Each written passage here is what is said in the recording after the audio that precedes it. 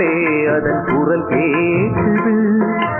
அலை நீரில் ஆடும் நிலவை தொட மனம் அலை பாயும் என் மீது ஒளியும் பட தொடர்ந்து வந்த நிழல்லது எனக்கு நல்ல துணையது.